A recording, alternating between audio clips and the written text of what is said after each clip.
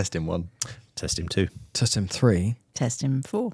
Excellent. Yay. Well done. Excellent. Welcome to the Testing Podcast, everybody. Welcome, Nina. And welcome, Nina Barnsley. Welcome. There we go. We just had a conversation off video for that one. Make sure I got it right. And yeah, welcome, representing the Donor Conception Network. Yeah, I'm very glad to be here. Thanks for inviting me. Oh, it's really Very good to have you. I'm really looking forward to this conversation because this is not a subject we've covered, is it? No, brand Not new at to all. us, this one. We've not had any This is really patients good. talking about donor stories.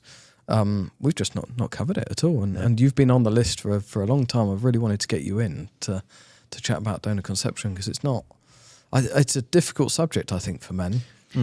Yeah, It's often the end of the line, isn't it, really, when, couples have been really struggling and then it's what do you do next? And donor conception is a really important part of that conversation. So really interested to hear a little bit more about what you do and how the organisation can help.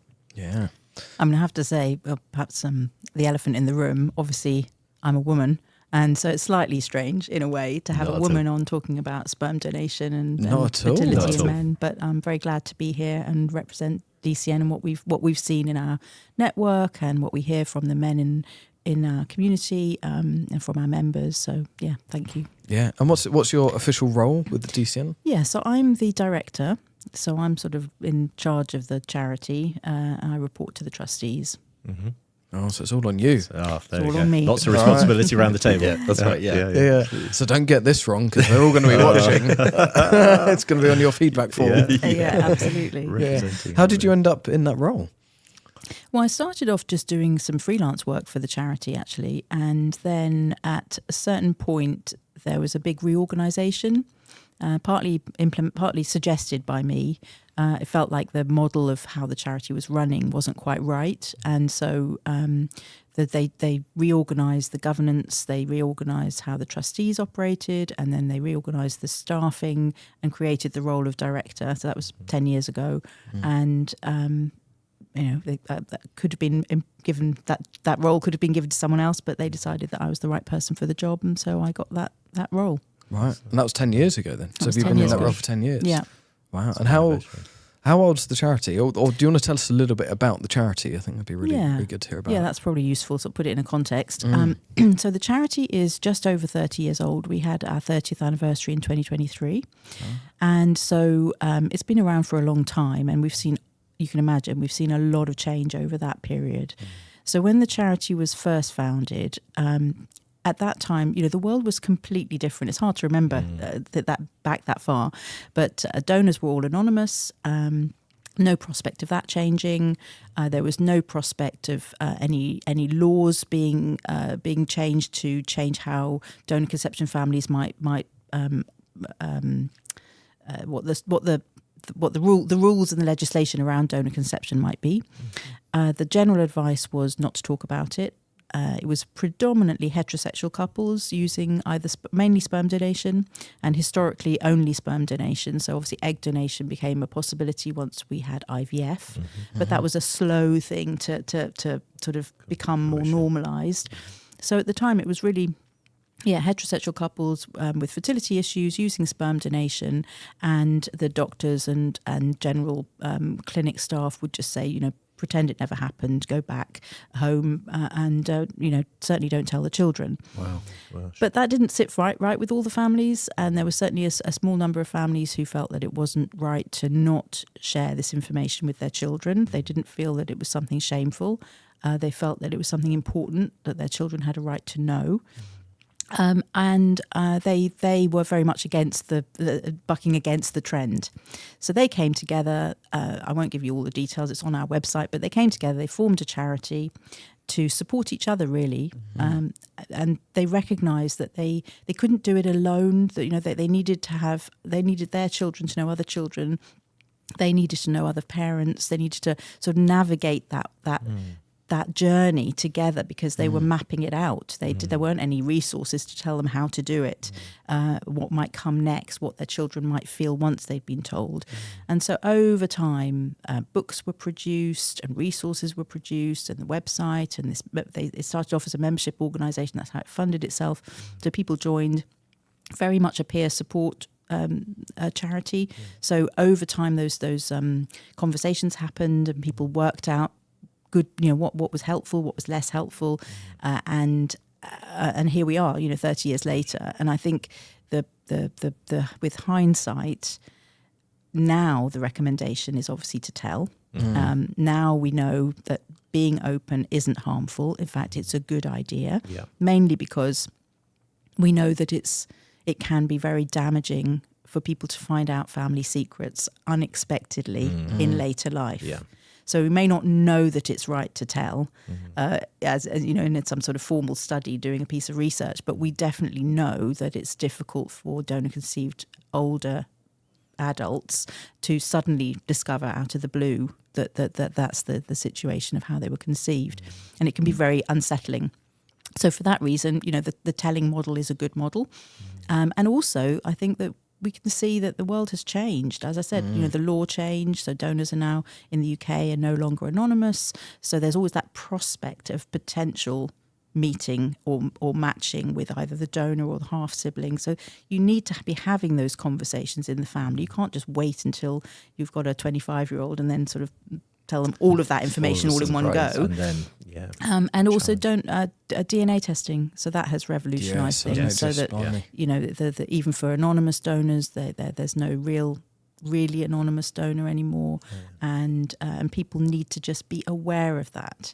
And I think the other side of it, I think the families that founded the organisation recognised, could sort of sense that with that knowledge of how they were conceived, that children were likely to have some level of curiosity. It's very understandable, isn't it? Of course it is. If there's different, attributes, family attributes, that's not quite there. And who is this person? This person was really significant in my creation, and I'd like to know maybe a bit more about them. That doesn't say that they necessarily wanted a relationship with them or wanted to meet them or anything like that, but they might want to know a bit more about them, and that's very understandable. So all of those conversations can be quite tricky for families and tricky for parents. So it's an interesting world we work in. I think 30 years is that's a huge amount of time in any fertility space. But the challenges as a charity over 30 years in terms of the landscape and the views around donor conception and then the technology that's come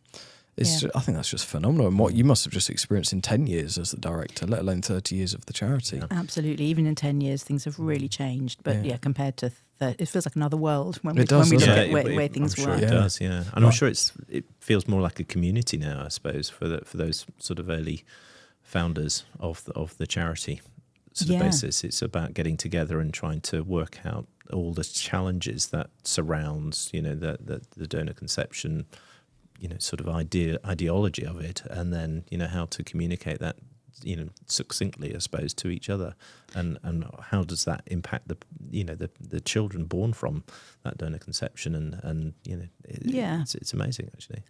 And I think one of the advantages of having started this so long ago is you can imagine that those families now have very much adult children, many of whom have had children of their own, and so we're in the privileged position of being able to really see that long view of family life, because it can sometimes feel very much like baby making, which of course is part of it. It's like people want a baby, they want a family, and this is one route to that outcome. But what happens next? It's not like IVF, where to some degree there may be some complications, but to some degree, once you get the baby, it's job done. Crack on, normal life. And sure, there may be some residual elements to do with having had a difficult fertility journey and all of those things, but it's not quite the same. Whereas for donor conception families, once the baby arrives, it's suddenly a whole other conversation has to happen, and that conversation never ends. No. And so what we can bring as a 30-year-old charity is that long view. We can see how things pan out for families, what's helpful, what's not so helpful, what kind of issues come up for donor conceived children, what happens when they're teenagers, do they get through that teenage years, what happens when they're thinking about children of their own. What happens when they want to meet the donor and they can't, or want to meet the donor and they can? How can it's a difficult navigation, isn't it? How do you found a family and create really secure foundations and clear boundaries around that family, whilst also recognizing that there is this other person who sort of sits on the boundary or just the other side, and that person might at some point become real and become actually haven't been discovered yet. Yeah, but, absolutely, you know, and then all of their connections as well. So it's really impressive the way that parents are navigating this and trying to get that balance right.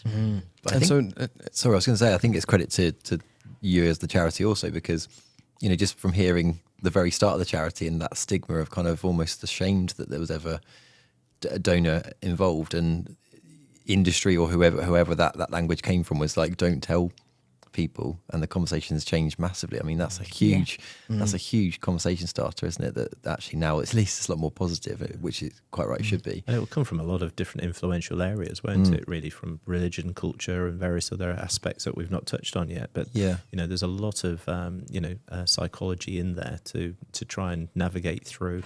And I think from what I'm hearing just now is that awareness and education is critical, isn't it, all the way through that journey pathway of donor conception, before you even approach donor conception, but all the way through, following through that process, and trying to make sure that you've got that security in the family and that the children are supported, but they're very much aware of what could have happened from a biological point of view, but very secure from a family point of view. So that's really, really critical. But it's a lifelong commitment, isn't it? It is a lifelong commitment. Just to sort of chip in on the historical situation, I think to be fair to the clinics and to the society at that point, I don't think it was all motivated by a kind of masking and a shamefulness around it. I'm sure that was definitely part of it, clearly, and still exists to some degree today. But I think there might have also been some more positive motivations around wanting fathers, we'll talk it in the context of sperm donation, to really feel like they could own those children and they could own the family. And I think there was some anxiety that if they started talking about this sperm donor, who, remember at that time, it wasn't ever imagined that person would be able to be met or have any information about them, that they wanted those men to feel really confident that they were dad. And so the kind of let's not talk about it probably suited everybody, but I think it might not have just come from a sort of shame origin. I think it's really important to have that connection and that bond with the children straight away, isn't it? And I think there was anxiety that it might damage the children, that they might be so confused, they wouldn't know where they belonged or wouldn't know, what it all meant. And you can understand, particularly thinking back 30, 35 years, 40 years, 50 years, that's not it's not a foolish thing to think that might be difficult for children. I just find it for my generation and my upbringing, it's quite complex for me to try and understand that. Like, a father figure is a father figure. It's I suppose my generation, I find it hard to appreciate what that was like then, if that makes sense. So you back in those days, I say those days, it's not that long ago.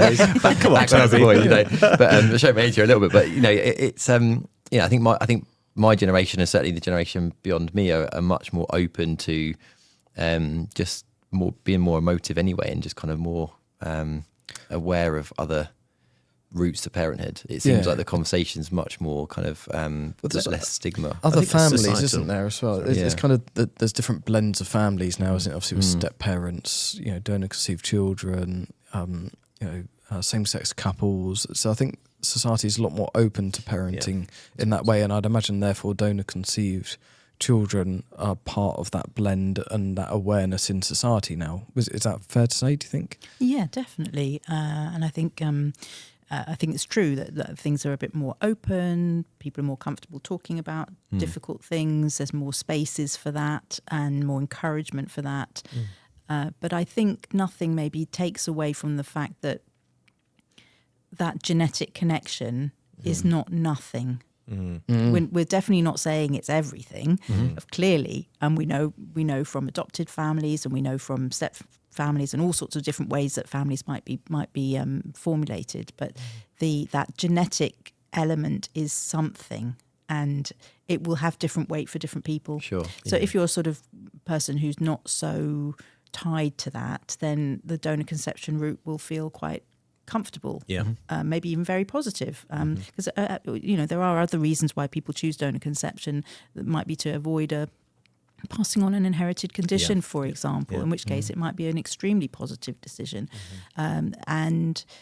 But for other people, what they want is a child that's genetically related to them, and that letting go, the grief and loss that comes with that not manifesting can be really significant, and might be even a complete barrier to mean that this isn't the right route for them. We certainly don't think that donor conception is right for everybody, and also to recognise that even as a parent, you might not feel that it's important, but your child might, or might feel it's more significant than you do.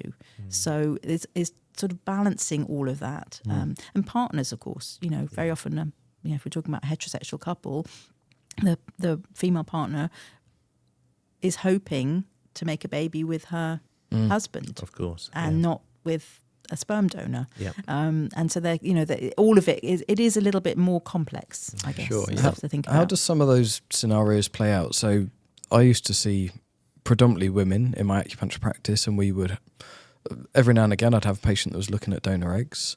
And I had quite a few patients that went through that route, and they maybe went down to Spain, and maybe we'll get onto that as to where you get your donor gametes from. But I always got the sense that it was a little bit easier for a woman to make that decision than it is for a man. And I think we've perhaps seen that in the support groups as well. Think so.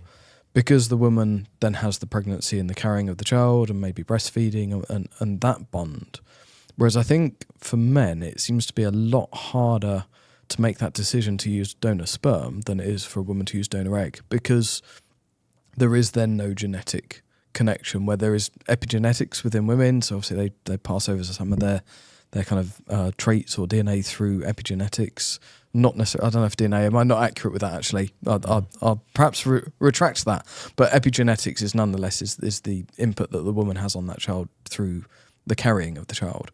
But the guy doesn't have that. He doesn't have that DNA connection or any that connection of carrying a pregnancy. And I think that makes that decision a lot harder. Perhaps for a man, what's the experience of the charity and the people that you work with? No, I think that's very much reflected in what we see at the network, and maybe there's also a bit of a sex difference in that often the driver behind the family will be the woman. Yeah. So even I always used to find it quite funny that not funny, but that people would join. And it would almost always be the woman joining, even though it was a couple using sperm donation. Yeah, And I think that sort of says something about that family building driver is very often the woman.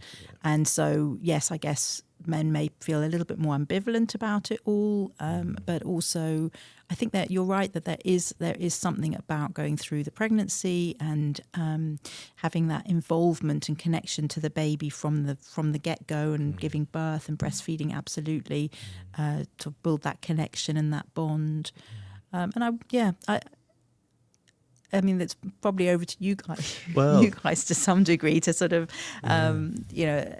I don't want to speak on behalf of men. No, I think it is quite difficult for men, because I remember going through our fertility journey and we had 2 failed IVF cycles, and it was predominantly male factor. And I think the discussion at that time with the consultant was, it's actually okay that your partner's still got good level of eggs and so forth, and so what we could just consider is just a donor sperm. And I think the reflection at that time was like, oh, okay, I'm just being dismissed here, as part of that conversation. I think the other part of it was that, you'll probably benefit from going to see a counsellor about donor conception and so forth. But they had their own in-house sort of counsellor. And I remember leaving as a couple going like, oh, right, it's too much to deal with, and sort of blank looks on our faces, not knowing where to go next. No real information given at the point of leaving the clinic, unsuccessful at that sort of time. And I think it took a lot to actually reflect on that, maybe a couple of weeks to go like, what should we do next? We don't really know. We got to the sort of the end of the line of our sort of IVF journey with our own gametes, and I think at the time, because it's going back a little bit, it's going probably back 10 years or so, there didn't seem to be the same level of support for us as a couple of understanding what was out there. And clearly you were around, but we weren't really aware of you from the clinic point of view. We're only aware that there was a counsellor to talk to because we've had a failed cycle, or our last failed cycle. So I think for me, it would have been really, really useful to know, what is potentially the next steps, even if it was to discuss and to have a decision pathway to work out whether we do want to go down that route or not. But I think we were just left in a bit of a hole, really low point of our lives, really. So to know that you're around now, and through our connections through in the industry, it's really, really important, that people are aware that donor conception network is available. There's lots of resources, but we need to make sure that clinics are making sure that patients are guided the right way to get that awareness and education of what the potential next steps are, especially when they've been delivered, sort of devastating news about their own fertility gamete, their own biological way of being able to have children. So, that's really, really sad to hear that wasn't available even like 10 years ago. You'd think by 10 years ago, people you've been going around 30 years. I didn't realise that you've been around 30 years. And we have quite close connections with the clinics. But obviously they do have a turnover of staff and that kind of thing. Sure. And it is a bit luck of the draw, like it is with so many things, that you don't know if you'll get a counsellor that will give you all the information that you need, or even be a good counsellor in terms of the match for you. But really sad to hear that. Yeah, no, I think things have improved, and I think with you coming on, we obviously see a lot of male factor patients. We talk about we talk to a lot of patients, we talk to a lot of physicians about male factor, and we're trying to ensure that we can demystify it. But there's a lot of guys that will get a negative result. We get results given to us, don't we? So can you interpret this? What does this mean? And what do I need to do next? And for some patients, it is the end of the line when they've got conditions such as Sertoli-only cell syndrome and various other things. It means that they don't produce the sperm that would be able to be, which would be viable for a natural conception. So it's then they've got to start thinking about what their next journey pathways, and they need a lot of support at that point to understand, what are the different options and the ability to talk to specialist people that understand what that next pathway could look like and get the advice that's needed. So, from your experience, how do men get their heads around using donor sperm? Because we have seen men in our support group that have just been given that information, just been given that news, and they're like just in the worst possible place. Yeah. But equally, we've got a guy in the support group, and he's spoken at events for us. He's got a little boy from donor conceived sperm, and he's the happiest man in the world. Absolutely. And he, as far as he's concerned, he is dad. So how do men get their heads around this process? That's a really good question, and I think the first thing to recognise is it takes time. It's rare for someone just to jump straight in and think, oh, brilliant option, let's do it, because there's a kind of letting go that needs to happen, and a sort of grieving process, I think, that needs to happen. And I think the way that we would try and describe it is that you've got a picture of a child that was supposed to come. So if there's child A, that's what you were aiming for. And child A is never coming. That's just not going to happen. And then, so you've got to be very sad about that and be recognise and acknowledge that's a real grieving process there. But at the same time, there's this other child B, who could come. You don't know if they're going to come, but they might come into your family, and so that might be quite a positive, like this alternative way to start your family or expand your family. But they have to go on at the same time. You sort of have to let one go. And then open to the possibility of the other. And for some people, they can't even open to the possibility of the other until they've sort of really processed and let go of the first child. Some people can sort of do it at the same time, so they can do the grieving and opening to the possibility.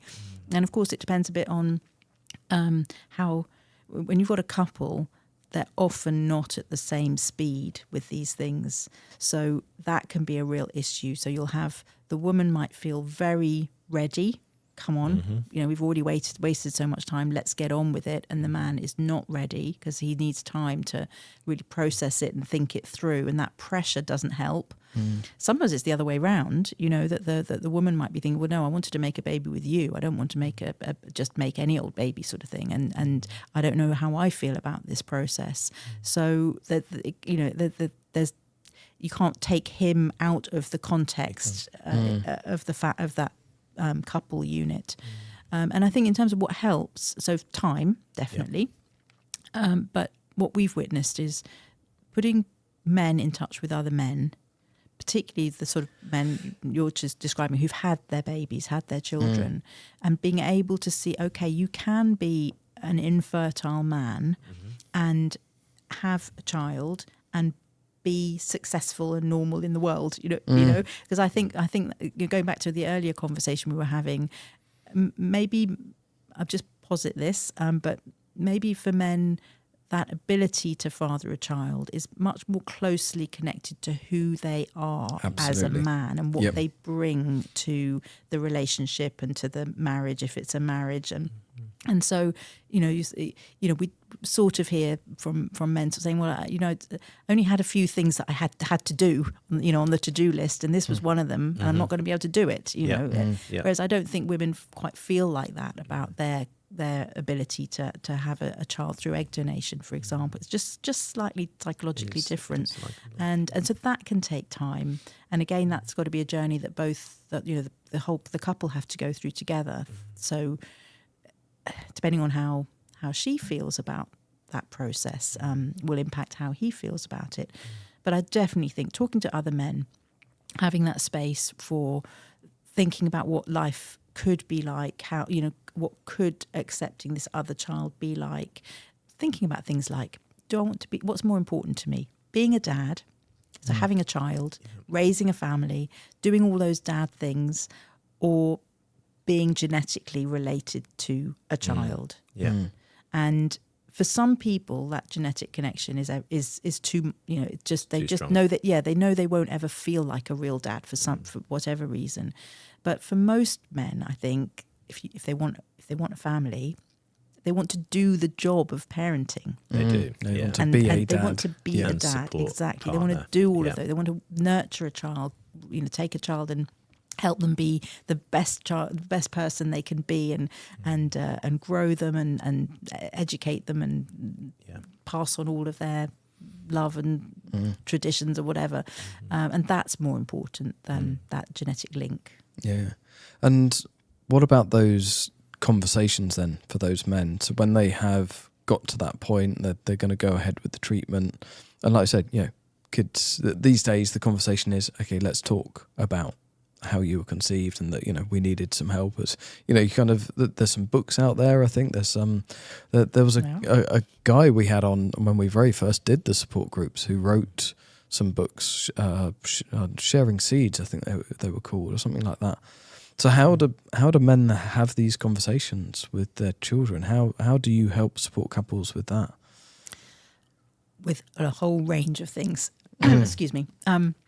So we have a book, the original book. I think it was the very first, certainly the one first we're aware of, which was published 32 years ago when the charity was founded. In fact, just before the charity actually founded itself. And that original model of how to tell the story, which was written by two of the founding members of DC Network. I think that model is really good, and it just tells the factual journey that the couple have gone on, and the requirement of a donor to help. So you're just planting a seed. Excuse the pun. Exactly. Sharing the seed. Planting the seed in the child that someone else was involved, and then the conversation can evolve. For a child under 8, that's all they really need to know, probably. Once they get a bit older, then they start maybe to asking questions. We've got a series of books called Telling and Talking. And they're pitched at children's developmental stages. So there's a book for a parent of a child under 7, child 8 to to 11, a child 12 to 16, and an adult child, continuing the conversation. And so though the books kind of tease apart like why you might be telling and what you might be talking about and when you might do it and how you might do it and what kind of response you might get. And so obviously the response you're going to get from a 2-year-old is different to the response from a 9-year-old and different to a response from a 14-year-old.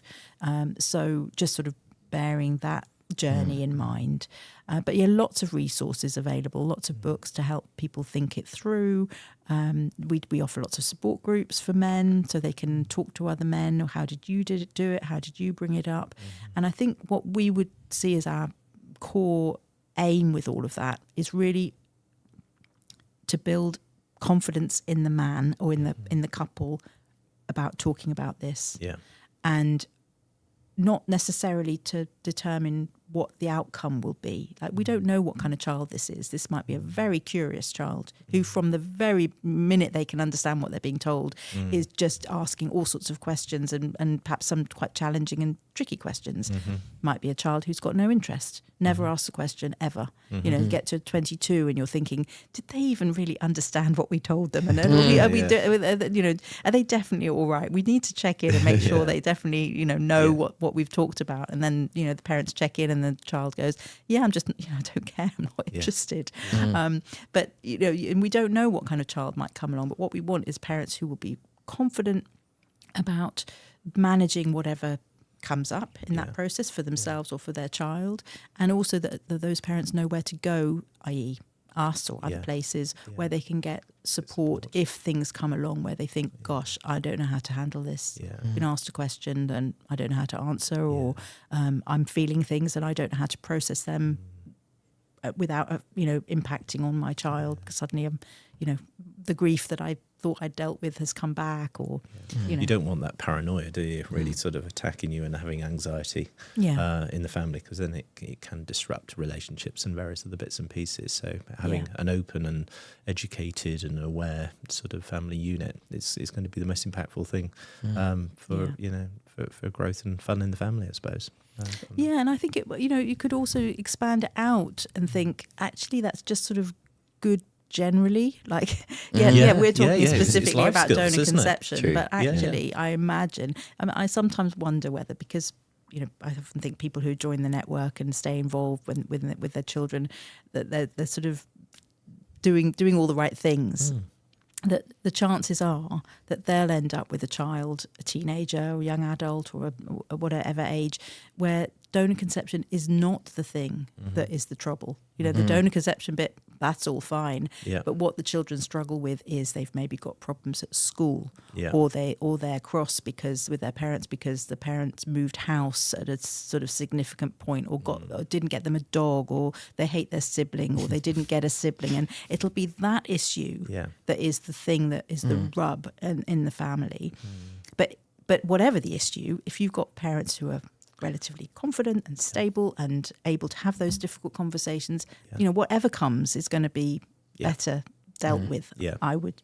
I think so. I think it's those life skills, isn't it? From that education and being aware, you're open to all sorts of questions being asked of you, and being able to impart that in a very good, sensible way to children at any of those ages, because you've got that construct, I suppose, of support all the way through that process. I think it's fantastic. Just shows how important your charity is as well, because of this isn't just like a short term have a baby or not and that's the end of the line. This is a lifelong commitment. Yeah, it's not just a short piece of counselling. It's incredible. The end of devastating news. This is lifelong sort of there's so many support, layers, isn't it? Through that process, if you choose to go down that route, or Yeah. before, or and yeah, and you sort of want to get it right as much as you there is such thing as right, but you want to get it as right as possible from the get-go, don't you? You want people making confident decisions, going forward with treatment, choosing the donor, aware of what the implications are, and kind of happy to take on whatever might come. What we don't want is people rushing into it, feeling a bit pressured, maybe making decisions that later on they think, maybe that was, maybe I should have thought about that a bit more. So you talked about choosing gametes there, or choosing donors. I think we've got to cover this because this is such a big thing. So a guy's made that decision, or a couple have made that decision, right, we're going to use donor sperm. I mean, that's just a huge minefield in itself, right? Where do you go? How do you choose?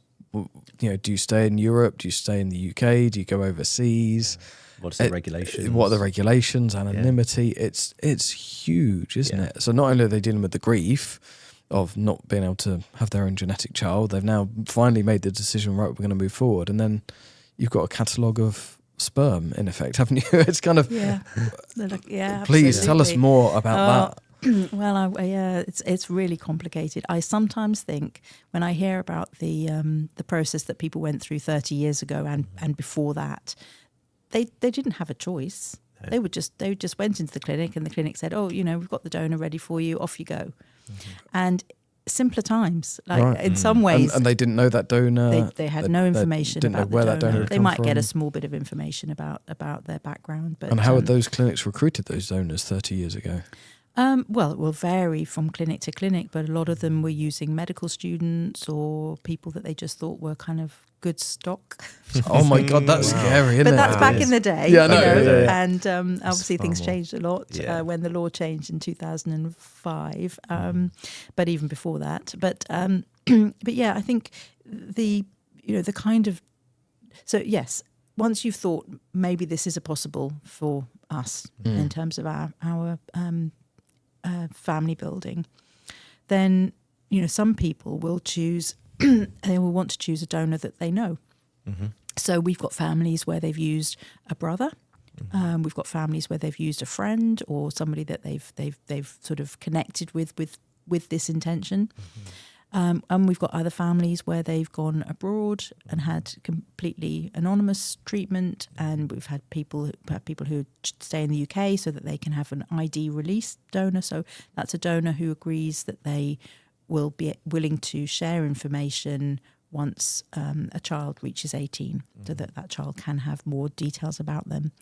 So and everything in between, and it's not easy. And then that's just sort of in terms of the kind of donor that people might choose. But then yes, absolutely, what you're describing, you can end up with thinking how tall should they be, what colour hair should they have, what eye colour, what education level, what kind of weight, what kind of interests and hobbies do I want, what I think is sometimes referred to as a sort of proven donor or a successful donor, i.e. somebody who's donated before and produced a child, so you kind of know that it's more viable and you're perhaps more likely to end up with a baby. And I really feel for parents, prospective parents, making those decisions, because it's so complicated. And I know I'd love to say to you, this is the... Go here. You go here. Yeah, exactly. But go and choose Match.com. It's going to be so different for different people. And I suppose that's what I mean about not rushing into the decision, because there are obviously really big differences between choosing your brother as a sperm donor, going to a catalogue of a sperm bank and sort of sifting through that, or perhaps recruiting somebody yourself, or just going to some of the clinics abroad may not give you much information. And again, be more okay. We'll just doesn't matter. Yes, doesn't matter. Just choose for us. Have Make a baby. It easier. Yeah. But you want to get that right, so that when you're telling the story, I think that's what we try to say to people when they're prospective parents is, as long as you can kind of create a positive narrative about the choices that you've made and why. That's really the important thing, because you can even reflect back on those and think, well, this is why, and we're very positive about it. Looking back, maybe we should have thought more about this or that. That's all right. That's part of, plenty of decisions. Yeah, there's plenty of sort of decisions that people make where they make a really good decision in at the time, and then later on more information comes out, or they reflect on it a bit more. So it's not about making the perfect decision, absolutely not. But it's about making a decision that you can at least you understand why you've made it in the time, and you can explain informed that to a at child. that time. Yeah. And that you can, as you said, I think the other important part, because I've got friends which have got adopted children and various other sort of combinations of how they've conceived. It is all about that sort of how you describe that to your child, and making sure that that child is confident and they know where they are and they're going to be supported and so forth. So I think that conversation is really, really important to get right at the beginning, isn't it? And making sure that, as a couple, they've got that story straight.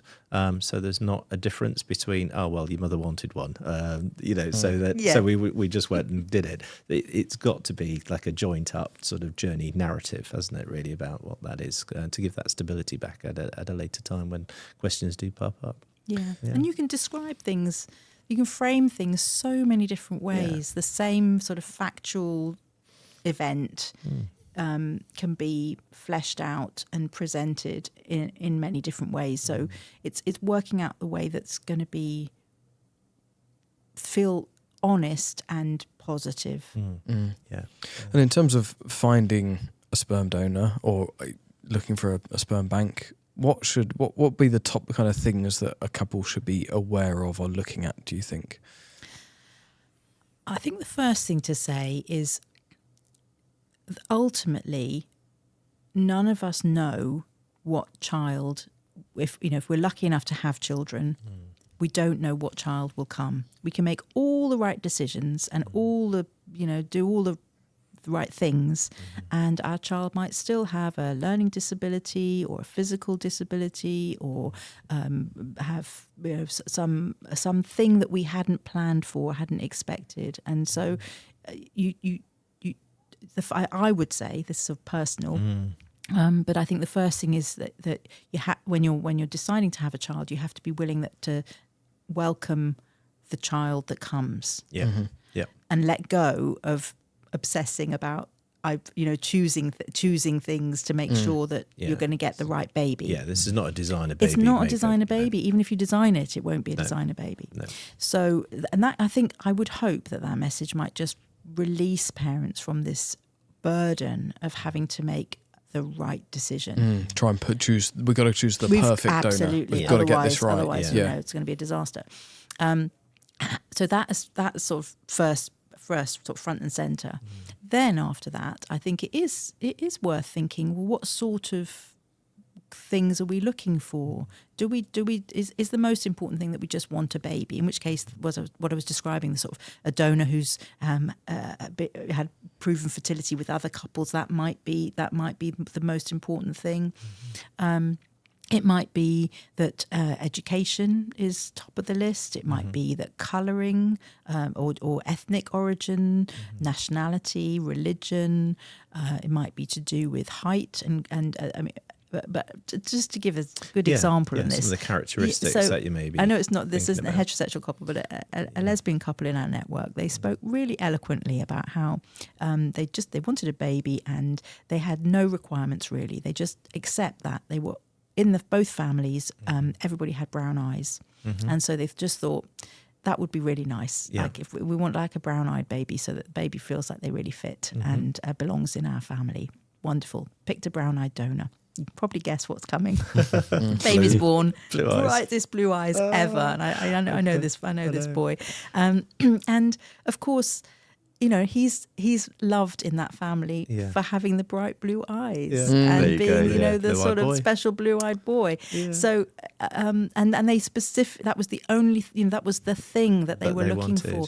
So I suppose that's a helpful reminder. You pick somebody who's got a PhD and is a sort of super whiz kid, and then your child has autism or something, and it's not going to get the PhD. So you just you've got to be careful that you're not putting too much of a pressure as well onto the child. Oh, we ordered the brown-eyed baby. We didn't order the blue-eyed.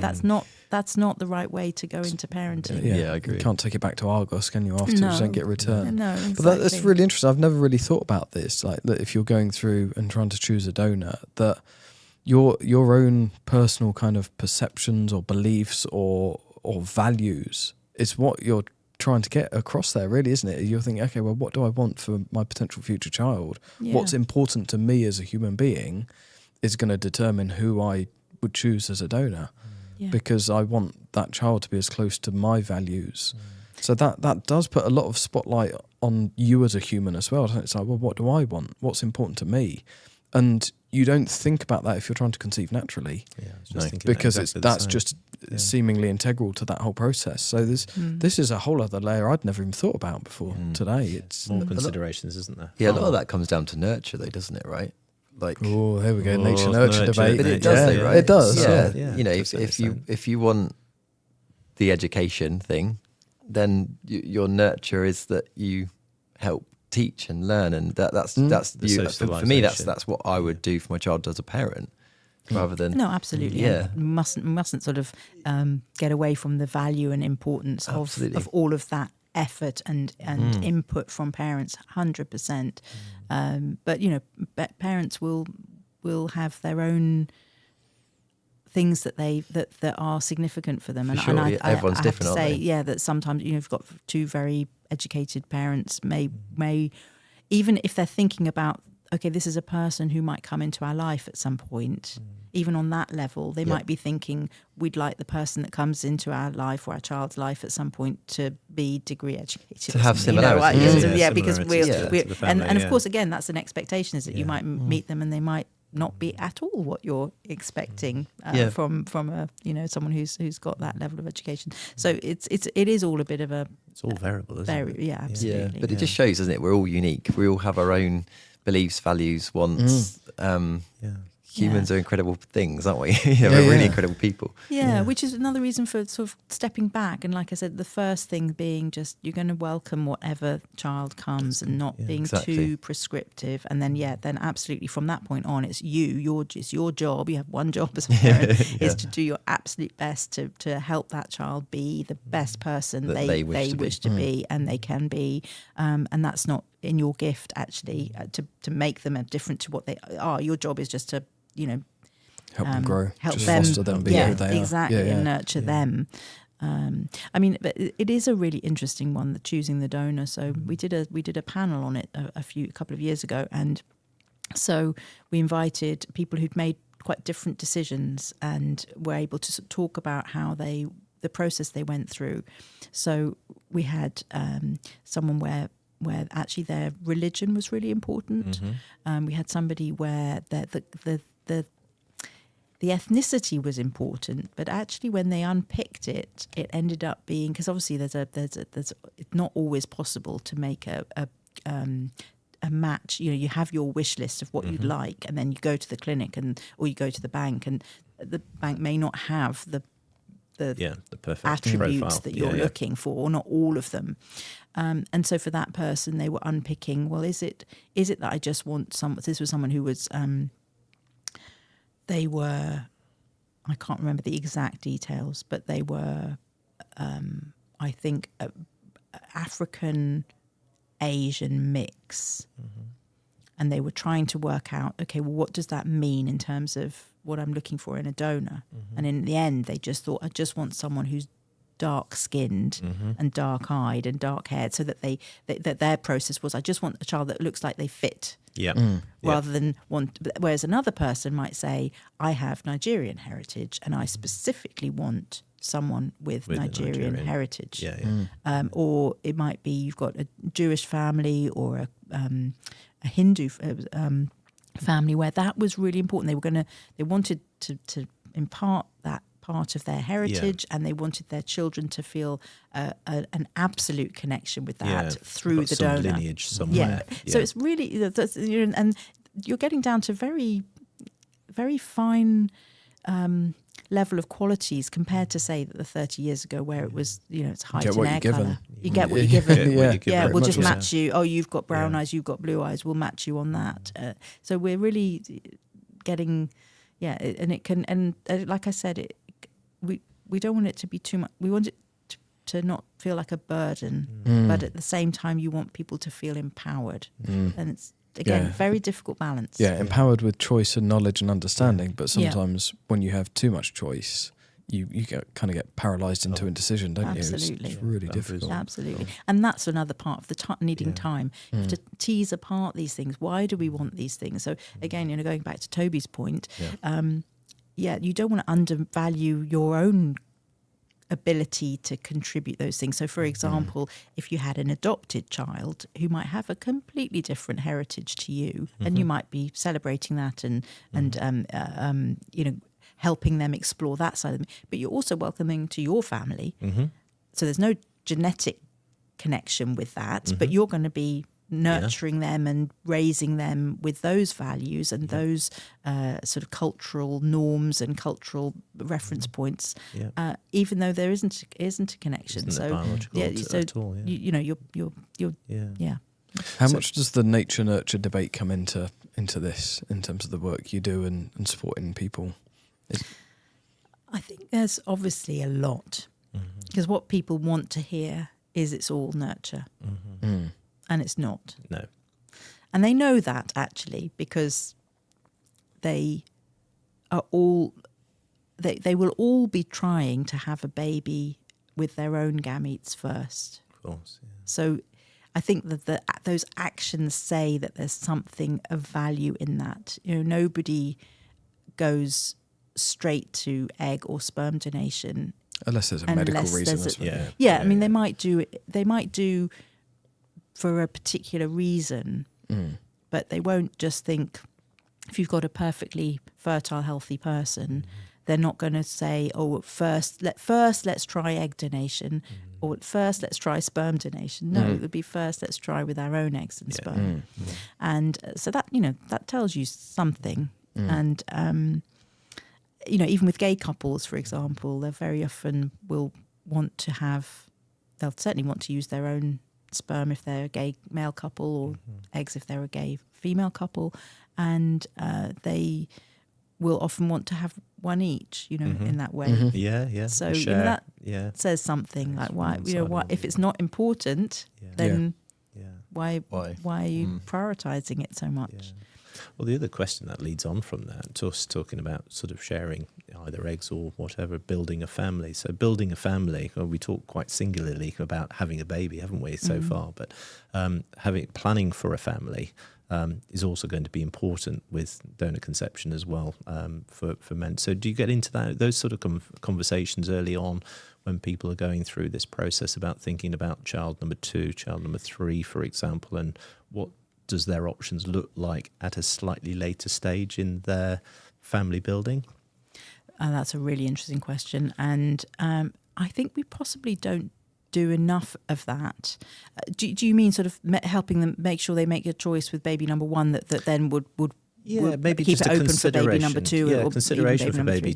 2 or 3, and thinking about whether they want to choose the same donor, if the same donor is available at you know, baby 2 making or baby 3 making, and so forth. We certainly help with that. I think maybe we don't do much forward thinking, like before people have had children, to think, okay, perhaps it just feels too much. Yeah, you it can probably be overwhelming at first. And I mean, especially because it's obviously, you know, going on a fertility journey, it can be devastating just to get to the point of considering donor conception, then going over the line and saying, right, we're going for it, and then, you know, thinking about having that baby B, maybe in the sort of context here, but then there is sort of thinking about, well, actually, how many children do we actually want, and what are the choices from that first step of trying for the first baby, to the second and third, you know, however, you know, couples want to have however many children they wish to have. So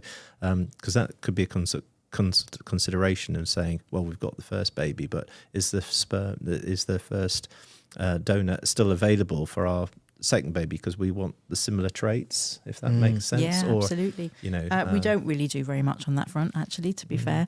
And wouldn't that be a great subject to have at secondary school, instead of just all on family planning, how not to get pregnant, but also family planning on, well, do you want kids, and family building, when might you want them, and what might that look like, and what might you want to be doing in your 20s to make sure that you can have a family. But yes, that's not the topic for today. What we certainly have conversations around baby number 2 a lot. So sometimes people come to us, they have already got baby number 1 and they're struggling with baby number 2. And normally that is egg donation. But occasionally it's sperm donation. That they were, you know, just lucky that baby number 1 happened. But actually on trying for baby number 2, they realised that actually the sperm is not going to easily make another baby. So that's a conversation that we have quite a lot. And then we do have conversations around baby number 2 and whether it's really important to use the same donor or not. And I think that will be different for different people, whether it's available or not, because some people deliberately choose different donors for their children so that each child kind of has their own experience of that and can pursue or not pursue the donor and connection, half-sibling connections independently. And some people will actually actively choose the same donor because exactly they want that full sibling connection for their children, and they want them to share that origin story and not have it separated. And there's kind of advantages and disadvantages to both, but again, that's something that parents need time to sort of think about and work out. There's lots of conundrums, isn't Lots there? of- Lots so of, many complexities to this that you can't. Gosh. Your mind just goes mental just trying to work out. Mine is already, and I Yeah. struggled to sleep at the best of times. I'd be like, oh gosh, I'll be sleeping and thinking about donor conception tonight. Yeah. So, Must be hard for you as a charity to work out how to navigate and provide the resources to cover all of this. It is a real challenge. Yeah. It is a real challenge because, we cover all. The intention of the charity is to be a big umbrella to cover all families that are considering donor conception or have donor conceived children. But that spectrum is so wide with very different issues. You can imagine that the issues facing a gay couple using egg donation and surrogacy and going to the US maybe for treatment versus a heterosexual couple doing sperm donation and staying in the UK. One perhaps using a brother as a sperm donor. The kind of conversations in the family and the decision making is so different. Let alone the actual fertility journey itself. If you're using surrogacy and egg donation, it's very different to using sperm donation and without a surrogate. So, we have heterosexual couples, we have single people, we have same-sex couples. We've got people using sperm donation, egg donation, double donation, embryo donation, sometimes with surrogacy. Then people are having treatment in the UK. At the clinics, they're having treatment abroad, they're making private arrangements, they're using a family member or friend as a donor. So then we've got people who are just thinking about it, people having treatment, people who've got are pregnant or have young children, people who've got older children, people who've got adult children. every combination. So it's we try to just keep it to the really core issues that are shared by all those families, and then to scatter a little bit of bespoke. Okay, these are the differences and the things that might be a bit more framed around your particular situation. What would you say are those core issues then that spread all across there? I think it's decision making and feeling comfortable about having another person involved in creating your family, so that your child will be connected to somebody outside of the family that's raising them, and that's shared by all of our families. There's this other person. So the other person might be Uncle David, but or the other person might be we have no idea and we have no information, but there is this other person. And then the second side of it is so being comfortable about that, and then the second side of it is how to talk about it and be open, so that you can feel that you can share this story with your child, and that and those two issues, accepting this other person who's going to help, deciding who that person should be, and then working out how you're going to talk about that person or people if it's double donation. Those I think are the course. That's a really cool good summary. Yeah. Do you offer kind of guidance for the other side, for the donors? Is it, are you there to support people that wish to or may be considering donor? That is another great question. Well, we would love to offer something to donors, particularly now that there was a charity that was offering some level of support to donors that doesn't exist anymore. And I do feel like donors are lost in this a little bit. They don't have a voice as a group, and maybe that's how they want it to be, but it feels like something slightly missing. Especially as they're not anonymised anymore, and they can be contacted when the child's 18. Yeah. I mean, obviously they're aware of that now when they donate, but how do you handle that? You know, we always say the knock on the door. Obviously, that's not how it happens. But how do you handle that as a donor? Yeah, and lots of resources are being produced to offer that kind of support and to give some guidance and a bit of etiquette and a bit of like understanding what the implications might be. But there's no sort of one-stop shop for donors that's specifically for donors. And I don't know whether that will happen. But we have a bit of information on our website. But of course, some of our members are both recipients and donors. So it's not uncommon if you're having fertility treatment of one kind to be offered a bit of a discount if you share.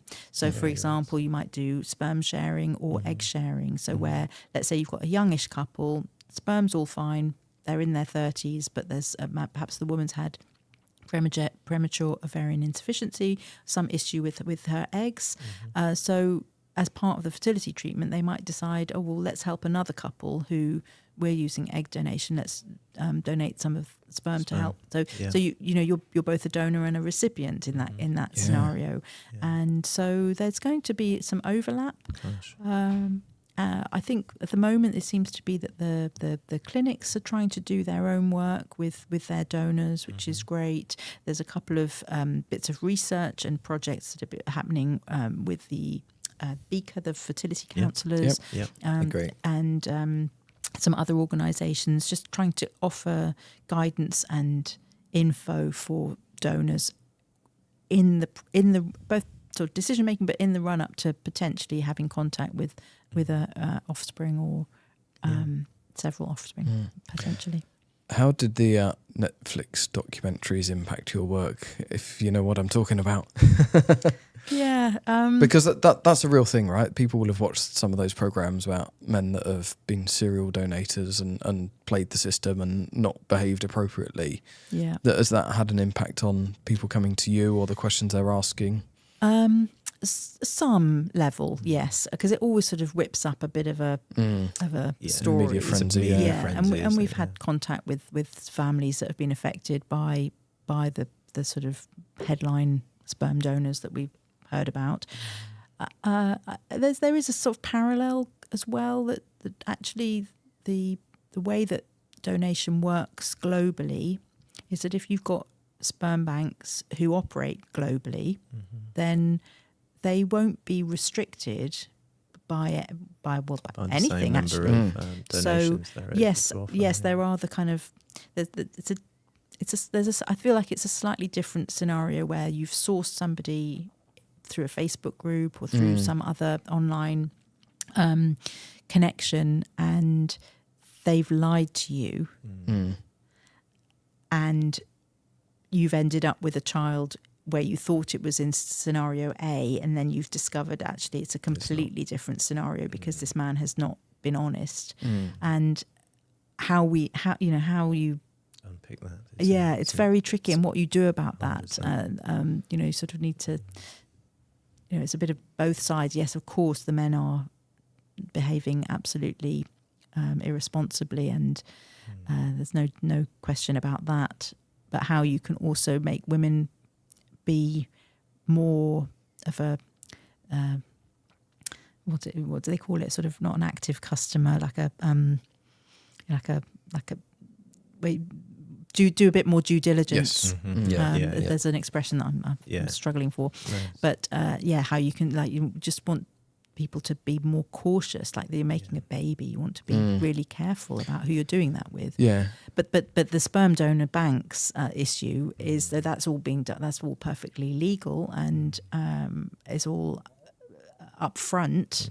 But you're still getting some donors that are very popular and creating, say, 10 families in the UK, but then perhaps another 50 in the US and perhaps another 20 in Australia. And, so suddenly what you thought was going to be this little contained group of families here is actually much bigger. lot bigger than you'd expect. But awareness is critical here, isn't it? Really, that these challenges can go on and do go on, and being prepared for that, I suppose, as much as possible, and working with the right partners, the right clinics, the right sperm banks to actually make sure that you're making those informed decisions as best you can through the awareness that you've been able to gain and through your network. I think it's worth just flagging that element, isn't it? And actually then that's where somebody like DCN would come in really handy if a couple are worried about that. Is actually come and talk to a charity, come talk to some professionals and get a good understanding of the market and where you can go and who's trusted and who's reliable. It's really important. And also, for those families where they've maybe, chosen a donor and then discovered that donor's been used all around the world and created hundreds of children, or one of these private donors where they've been lied to just say, you've still got to find a way to present this positively to your child and for yourself.